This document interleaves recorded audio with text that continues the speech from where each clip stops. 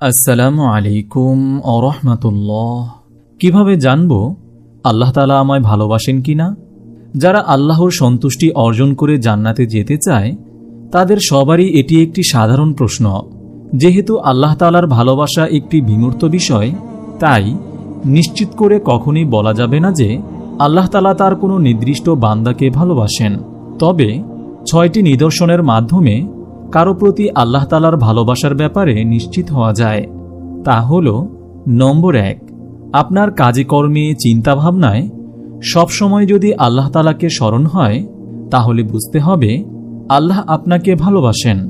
এটি বান্দার প্রতি আল্লাহ তাআলার ভালোবাসার একটি অন্যতম নিদর্শন।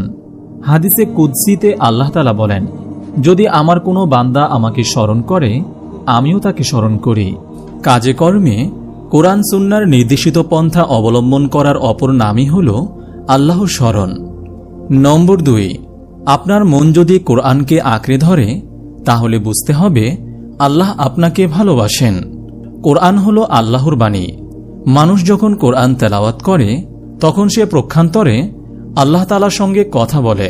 কেউ যদি বেশি বেশি কোরআন তেলাওয়াত করে ও কোরআনের শিক্ষা অনুযায়ী জীবন পরিচালনা করতে সক্ষম হয় তাহলে বুঝতে হবে ওই বান্দাকে আল্লাহ তাআলা ভালোবাসেন।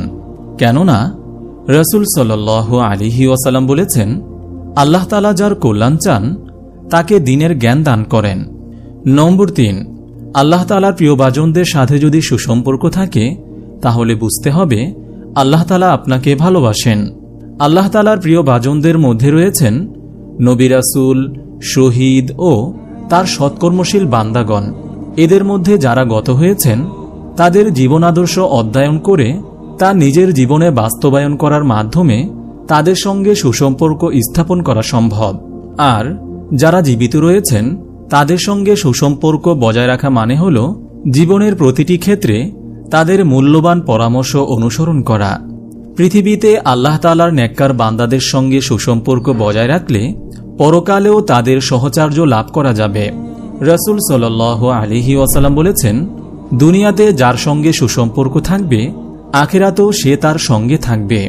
নম্বর ৪, আপনার যদি ইবাদত করা সহজ হয় তাহলে বুঝতে হবে আল্লাহ তাআলা আপনাকে ভালোবাসেন। এটি বান্দার প্রতি আল্লাহ তাআলার ভালোবাসার আরেকটি গুরুত্বপূর্ণ নিদর্শন। বেশি বেশি ইবাদত করার মাধ্যমে আল্লাহ তাআলার নিকটবর্তী হওয়া যায়। সুতরাং ইবাদতে যদি মজা পাওয়া যায় তাহলে বুঝতে হবে আল্লাহ তাআলা ওই বান্দাকে ভালোবাসেন। কারণ আল্লাহ তাআলার ভালোবাসাই তার হৃদয়ে ইবাদতের তৃষ্ণা সৃষ্টি করে। নম্বর ৫, হৃদয় যদি কুকর্ম সাধনে বাধা দেয় তাহলে বুঝতে হবে আল্লাহ তাআলা আপনাকে ভালোবাসেন। বান্দার জন্য আল্লাহ তাআলার ভালোবাসার এটিও একটি উত্তম নিদর্শন যে আল্লাহ তাআলার প্রিয় বান্দা যদি কোনো খারাপ কাজে লিপ্ত হতে উদ্যত হয় তার হৃদয় তাকে বাধা দেয়। পরকালে খারাপ কাজের জন্য হিসাবের সম্মুখীন হওয়ার পূর্বে পৃথিবীতেই তার হৃদয় তাকে হিসাবের সম্মুখীন করে। শয়তান খারাপ কাজগুলোকে মানুষের কাছে আকর্ষণীয় করে উপস্থাপন করে। যেমনটি আল্লাহ তাআলা বলেন, শয়তান তাদের কুকর্মসমূহকে তাদের সামনে সুসজ্জিত করে উপস্থাপন করেছে। সূরা নাহল আয়াত ৬৩।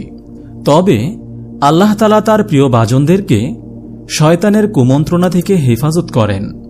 নম্বর ৬, আপনার হৃদয়ে যদি আল্লাহ তাআলার শাস্তির ভয় থাকে তাহলে বুঝতে হবে আল্লাহ তাআলা আপনাকে ভালোবাসেন। যতই ভালো কাজ করা হোক না কেন আল্লাহ তাআলার প্রিয় বান্দাদের হৃদয় সর্বদা আল্লাহ তাআলার ভয়ে ভীত সন্ত্রস্ত থাকে। কারণ ভালো কাজগুলো আল্লাহ তাআলা কবুল করেছেন কিনা কারো পক্ষেই তার নিশ্চয়তা দেওয়া সম্ভব নয়। তবে হৃদয়কে পরিশোধিত করে আল্লাহ তাআলার ভয় ও রহমতের আশায় সম্পাদিত ভালো কাজগুলো কবুল হওয়ার সম্ভাবনা রাখে। আল্লাহ তাআলার প্রিয় ভাজন হতে পারা পরম সৌভাগ্যের।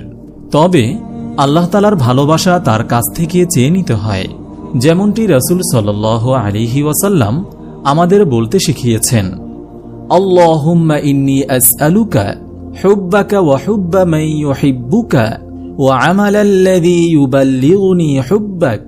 আল্লাহুম্মা জাআল হুব্বাকা আহাব্বা ইলাইয়া মিন নাফসি ওয়া আহলি ওয়া মিনাল মাইল বারদ।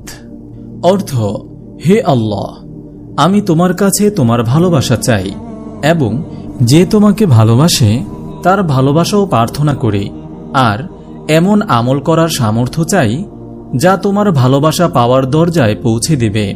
হে আল্লাহ, তোমার ভালোবাসাকে আমার নিজের জান, মাল, পরিবার পরিজন ও ঠান্ডা পানির চেয়েও বেশি প্রিয় করে দাও।